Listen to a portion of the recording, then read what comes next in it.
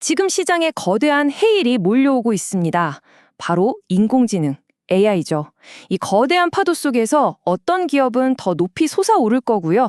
또 어떤 기업은 말 그대로 흔적도 없이 사라질 겁니다. 오늘 우리가 파헤쳐 볼 이야기는 바로 이 생존과 도태를 가르는 잔혹한 갈림길에 대한 이야기입니다. 2,850억 달러, 우리 돈으로 하면 약 380조 원입니다. 이게 단 하루 만에 그냥 증발해버린 돈입니다. 이건 단순히 돈이 좀 빠졌네 하는 수준의 손실이 아니었어요. 다가올 미래에 대한 시장의 비명이었고 또 우리가 지금부터 이야기할 거대한 구조 변화의 시작을 알리는 일종의 신호탄이었습니다. 아니 도대체 왜 이런 일이 벌어졌을까요? 이 엄청난 패닉의 한가운데에 사스포칼립스라는 새로운 단어가 있습니다. 이게 뭐냐면요. AI가 사람 일을 다 대신하게 되면 기업들이 굳이 사람을 뽑을 필요가 없잖아요? 그럼 그 사람들이 쓰던 소프트웨어 라이센스, 즉 좌석, 또 살 필요가 없어지는 거죠. 지난 수십 년간 소프트웨어 회사들을 먹여 살렸던 바로 그 비즈니스 모델이 통째로 무너질 수 있다는 공포. 이게 바로 그 패닉의 진짜 이유였습니다. 자, 그럼 이 AI 쇼크웨이브가 어떻게 시작됐는지 한번 제대로 파고 들어가 보죠. 아니, 어떻게 이런 갑작스러운 공포가 시장을 덮쳤을까요? 불과 몇 달 사이에 있었던 AI 기술의 발전이 어떻게 이 모든 걸 가능하게 했는지 그 타임라인을 한번 따라가 보겠습니다. 이 모든 게 정말 순식간에 일어난 일입니다. 보세요. 2025년 10월 오픈AI가 AI가 혼자 코딩하는 걸 보여줬을 때만 해도 와, 신기하다 정도였죠. 근데 이게 시작에 불과했습니다. 바로 다음해 1월 AI가 법률이나 금융 같은 정말 전문가들의 영역이라고 생각했던 일까지 자동화하기 시작한 거예요. 이때부터 시장의 분위기가 싹 바뀝니다. 불안이 공포가 된 거죠.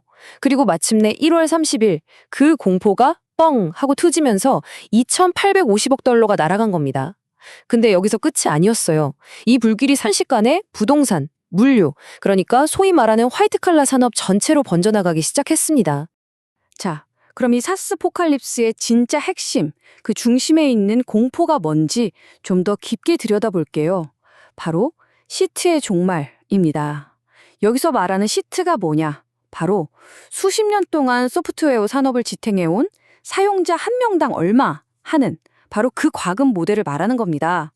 투자자들이 왜 이렇게까지 겁을 먹었을까? 그 논리가요, 너무나 간단하고 무섭도록 명확하기 때문입니다. 한번 보세요. 자, 1단계 AI가 사람의 일을 대신합니다. 그럼 2단계 회사는 사람을 덜 뽑겠죠.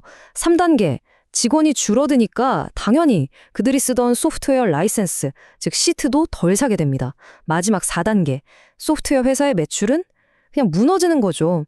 이 4단계의 논리가 너무나 합리적이라서 반박하기가 어려운 겁니다.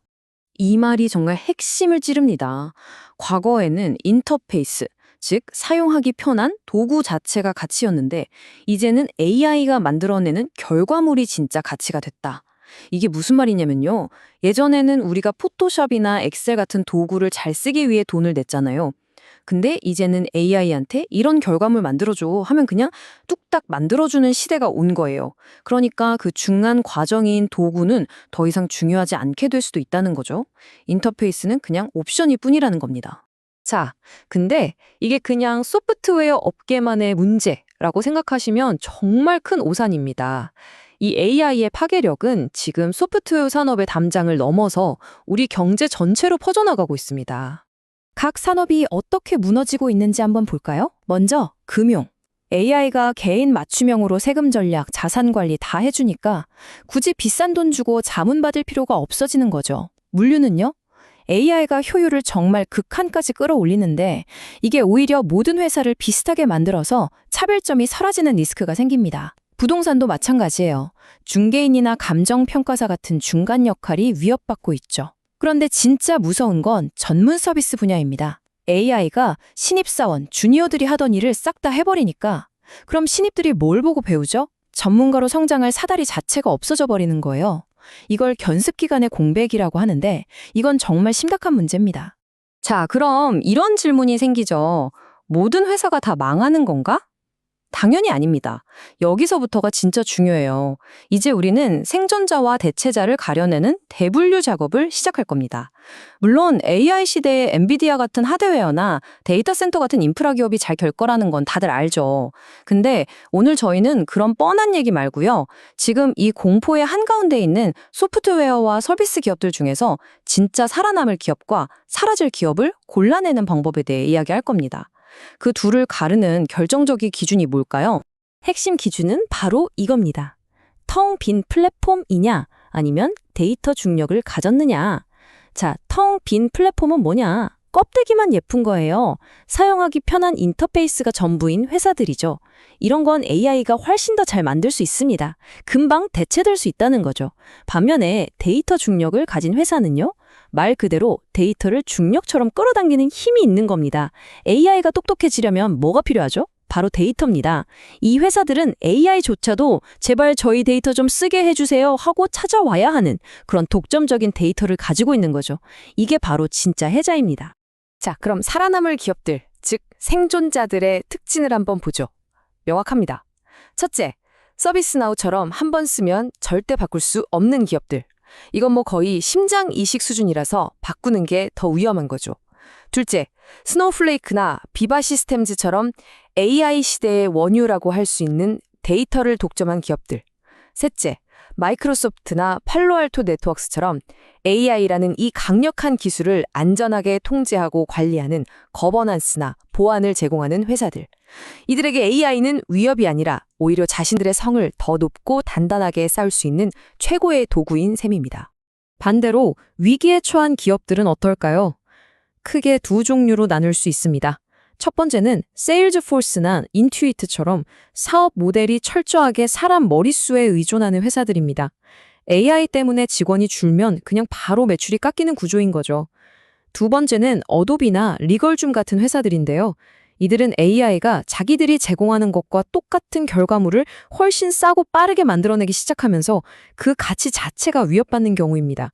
말 그대로 AI와 정면으로 생존 경쟁을 해야 하는 상황에 놓인 거죠. 물론 소프트웨어는 끝났다는 이런 주장에 대한 반론도 아주 강력합니다. 대표적인 사람이 바로 엔비디아의 젠슨 황이죠. 그는 이 주장이 세상에서 가장 비논리적인 소리라고 일축합니다. 그의 비유가 재밌어요.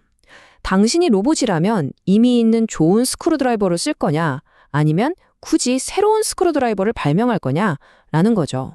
즉, AI는 기존의 좋은 소프트웨어를 없애는 게 아니라 오히려 그 소프트웨어들을 더 강력하게 만들어주는 도구가 될 거라는 겁니다.